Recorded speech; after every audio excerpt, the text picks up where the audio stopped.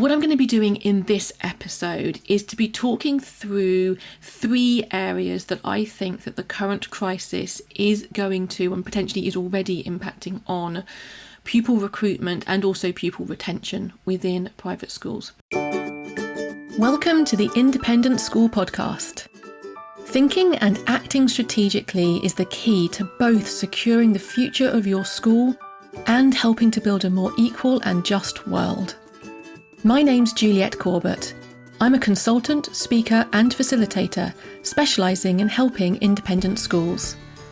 In this podcast, I translate tried and tested strategy and fundraising techniques into a language that works for schools.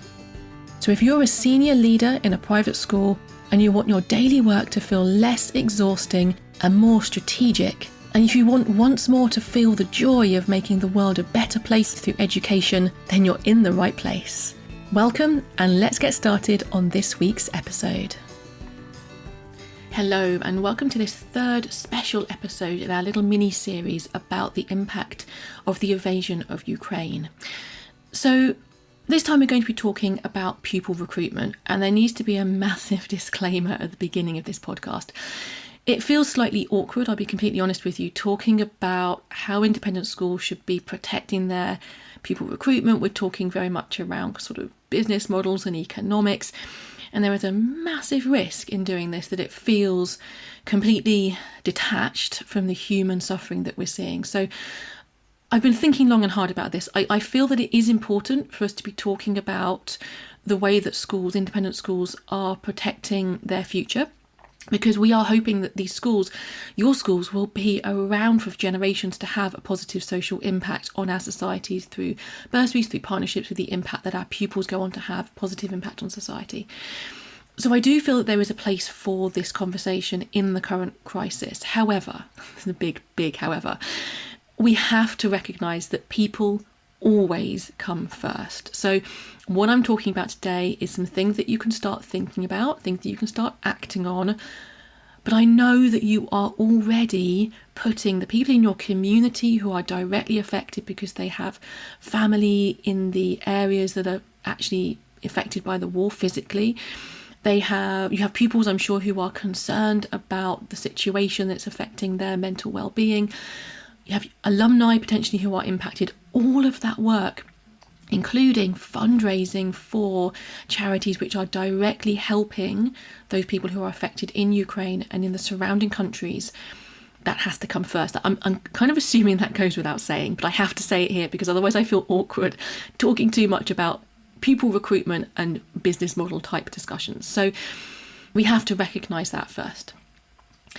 What I'm going to be doing in this episode is to be talking through 3 areas that I think that the current crisis is going to and potentially is already impacting on pupil recruitment and also pupil retention within private schools. Before we dive into the detail, I wanted to let you know about a free resource I've created to help you prepare your school for the coming economic impact of the invasion of Ukraine. It's a checklist of things you need to think about and take action on now, and it's designed to prompt strategic conversations around the issues that actually matter. You can download your free copy at www.consultjuliette.co.uk/checklist. Okay, now let's continue with this week's episode. Okay, so let's dive into these 3 areas that are going to be affecting pupil recruitment and retention. The first is really obvious, and you will have thought about this already. The first is that families who are either based in or have finances within Ukraine, within Russia, within other Eastern European nations that are directly affected by both the war and the economic sanctions are clearly going to be struggling right now, and you're going to be seeing reduced future demand from those areas, at least in the short to medium term. So one of the actions that you'll be taking, which I'm sure you're already doing, is thinking about due diligence around fee acceptance, the knock-on implications that might have on the welfare of pupils in your school already. These are really tricky areas. Every school will have its own situation, but I am sort of assuming that you have already been reacting to this particular challenge around this area. And if you are had been previously really focusing on recruitment from Russia or from Eastern Europe, you will want to be rethinking slightly what you're doing in that area. So that's the first one, it's pretty obvious. The second one is slightly less obvious, and it's about a shock to globalisation, which could affect pupil recruitment patterns. Commentators have been talking about this for a little while during the pandemic. We saw nations, because of the travel restrictions, because of elements of wanting to protect their own populations, people turning inwards in a kind of a more national sense. So what this has meant is that supply chains are trying to be more resilient by what's called onshoring, so moving your supply chain into the same country that you operate in, or what's called nearshoring, which is about moving your supply chains to neighbouring countries that are still pretty close to where you are. This pattern is not, in my estimation, going to result in a complete rollback of globalisation. But I do think it's going to cause people and parents to be slightly more cautious and just ask a few more questions when it comes to thinking about international education for their children. And we've seen this develop over a number of years. A lot of parents now thinking they want to keep their children a bit closer to home. That's one of the things that's driving the growth of British schools abroad, for example. So I think this is going to intensify both in the short term and into the medium and long term. So what schools need to be thinking about is making sure that they can continue to recruit internationally. I do think that's going to be an important part of the business model for many decades to come. But there needs to be diversification. I think it is overly risky now to be relying on one region for your pupil recruitment internationally. I think it's going to be more important that schools are diversified in terms of spreading the risk kind of globally around where they're bringing their pupils in from. And obviously that has other benefits as well with regards to the cultural diversity of your school. So that's the second area, the shock to globalisation. It's an area that I think you need to be kind of reading around, thinking about and reflecting on as we go forwards. The third area I want to talk about is much more immediate, affecting us right now, and that is the cost of living.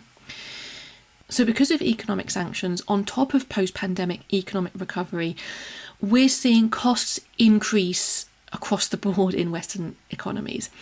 We are seeing inflation forecasts up to 8% within the UK and the US, and pretty similar in other developed economies as well. And what this does is massively affects fee affordability, so the ability of your parents to afford independent school fees, private school fees. Now, to some extent, in some economies, this is being mitigated by the fact that there is also wage inflation. So that's where we see salaries go up. So if a family is seeing their salary go up and their costs go up, that will mean that actually their cost of living isn't being massively affected. So fee affordability shouldn't be so much of a problem. But in many countries, including the UK, we are not seeing the wage inflation. And therefore, it's the fee affordability that's really impacting on families' pockets. And this will impact pretty much all Western nations. When we think about specific economies, it's interesting to note that I was looking at the Independent Schools Council, the ISC census figures, and noting that we have a fairly large number of pupils from Germany and Italy here within the UK independent school system. And those particular countries are also going to be heavily affected. So both of them have a really significant reliance on Russian gas, Italy in particular. And Germany has very close trading ties, one of the most kind of closely knit economies within the EU to Russia. So it's really important that we understand that no one economy is going to be protected from this cost of living, although it will play out slightly differently in each economy. Now, until now, we have assumed that the affluent families who are paying full school fees will not be affected by this. And to some extent, that is true. In the pandemic, we saw that, generally speaking, those who had the financial capacity to pay school fees were not being massively impacted by the pandemic. We may be feeling a little complacent, let's be honest, that this new crisis is not going to impact our particular families. But actually, I think that is a risky assumption to make. I think that the longer this goes on, the more likely it is that the families within our own communities will be impacted by a squeeze to their disposable income and fee affordability issues. So I don't think this is an area that you can assume is all going to be fine. I think this is an area that you need to be doing some very gentle, market research conversations within your school community. So talk to some of your parents or potential parents in not formal market research, but kind of semi-structured conversations. So the type of time where you phone a family up that you know quite well, you say, look, I've got a few questions. I'm just trying to get the temperature of our community and understand how people are feeling right now. Ask them 3 questions that you might ask the same questions to everybody.